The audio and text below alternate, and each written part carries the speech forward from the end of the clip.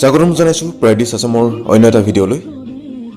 অহা 20 ফেব্ৰুৱাৰীত মুক্তি পাব উদীয়মান কণ্ঠশিল্পী যিশু ৰাজৰ নাচনী। এটি খুব সুন্দৰ বিহুসুৰীয়া গীত।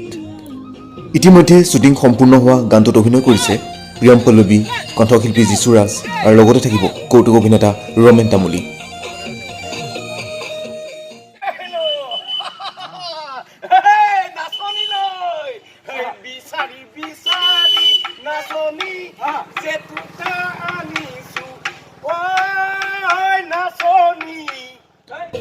বহুদিনৰ বিৰতিৰ মূৰত দেখা যাব ৰমেন তামুলীক। এসময়ত কৃষ্ণমণি চুতীয়াৰ ৰাংঢালীৰ জৰিয়তে জনপ্ৰিয় হৈ পৰিছিল অভিনেতাজন।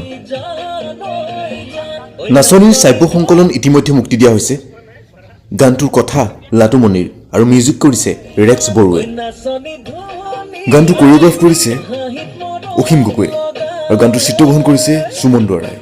কণ্ঠশিল্পী যিশু ৰাজৰ ইয়াৰ পূৰ্বেও উলিয়া বুলিয়া, জানমণি গগৈ গীত দুটি জনপ্ৰিয় হৈছিল।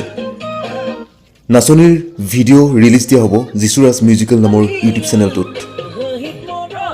এই ভিডিঅ'টোৰ তলত ডেছক্ৰিপশ্যনত মই লিংকটো দি দিম। আপোনালোকে যদি শুনা নাই গানটো এবাৰ শুনি ল'ব। আৰু তাৰিখটো মনত ৰাখিব নিশ্চয়, 20 ফেব্ৰুৱাৰী, অহা 20 ফেব্ৰুৱাৰী।